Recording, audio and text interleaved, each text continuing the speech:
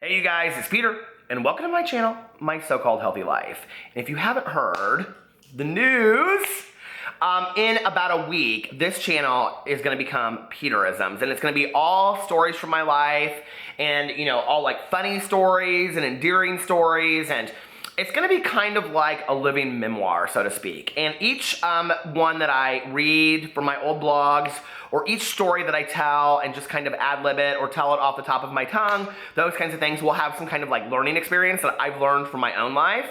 And I'm very, very excited about this new venture. Please tell everybody about it. Please subscribe if you're not subscribed already. And yeah, that will start it will start December 1st. So I'm really excited about it. I haven't really figured out what I'm gonna do yet for my very first day, but it will be something, I don't know. I've kind of thought about like writing out my first thing and scripting it. But, I really like to just kind of ad-lib and talk when I go. So it'll probably be more of that. And I don't know. The first one will probably be a little bit emotional. But I was looking through some of my old blog posts today, and I've been trying to pick ones from my very, very first blog that I ever wrote on, which I started like a month and a half after my mom passed away. And that was my very, very first time ever blogging. And I just loved it. And I really, I suggest to people to blog anonymously if they don't want to have their name attached to it, or just start a journal or whatever, because I think that writing is so cathartic. And typically the one response that I get is, well, I'm not a good writer. I'm not any good at writing. And what's so interesting is that when I look back on my blog posts, some of my favorite blog posts are the ones that I didn't even like sit down, and this is one of them, and one where I didn't even like really think about what I was writing. I don't think it necessarily says I'm a good writer or I'm a bad writer. It was just me writing my thoughts and my feelings down. And I think that it's a way for us to work through our issues, and to also remember the past. And I'm a big believer in journaling, keeping diaries, video diaries. You guys know that's why I'm doing my vlog now. So yeah. But I wanted to read this post today, and it is called On Borrowed Time. And it's interesting because it was written and posted on Saturday, August 9th of 2008. And that was literally about 3 weeks before I met my husband. And if you haven't heard the story, I had kind of planned, my best friend at the time lived in Denver. His name was Paul. And I had planned to move to Denver. It was kind of a done deal. Like, I had spent several weekends of that summer in Denver, and I just loved Denver. Honest to God, I think Denver is one of the greatest cities out there. I think there's a lot of opportunity. People are super friendly, and I just was ready for a new change. And so I was getting ready to move out to Denver, and then I went on the first date with my husband, and the rest is history. I mean, I just decided I wasn't moving to Denver anymore. So anyway, I have on here as my picture, a picture of my dog at that time.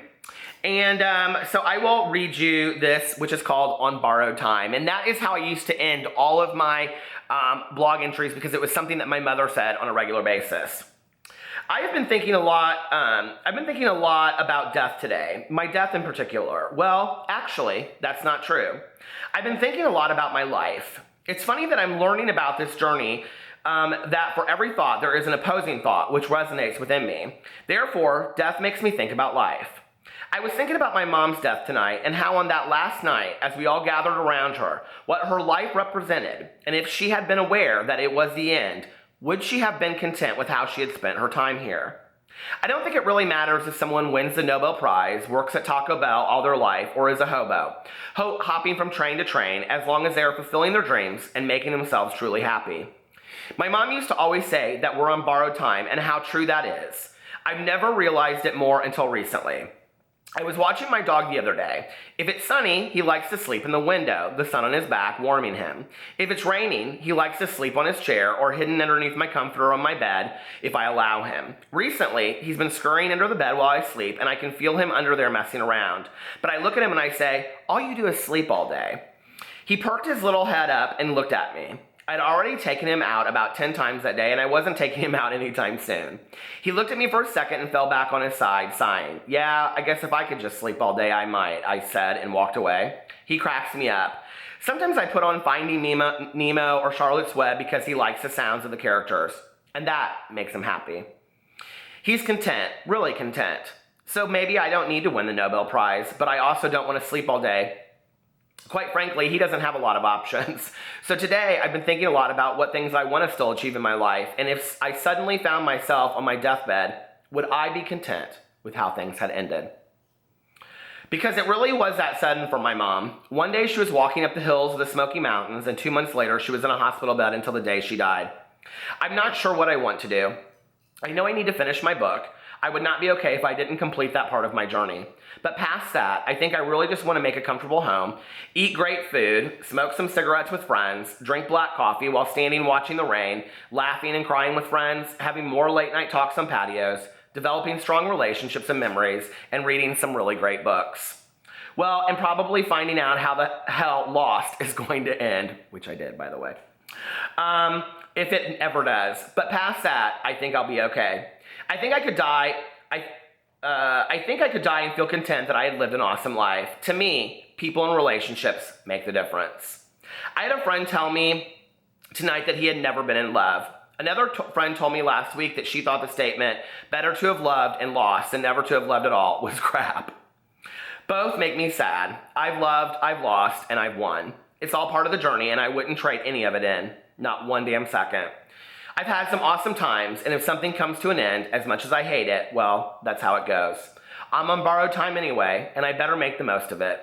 It's kind of like being at the fair and realizing it closes in an hour and trying to fit all the things in one last time before it ends. Well, I just want to walk down that main street eating a bag of kettle corn, sipping a fountain Coke, laughing and smelling the corn dogs and hearing the kids ride the rides. I just want to have been there and experienced it at whatever cost. I don't mind losing sometimes. That's all part of it. You can't borrow something without having to give it back eventually anyway. I love you guys, and I will see you tomorrow.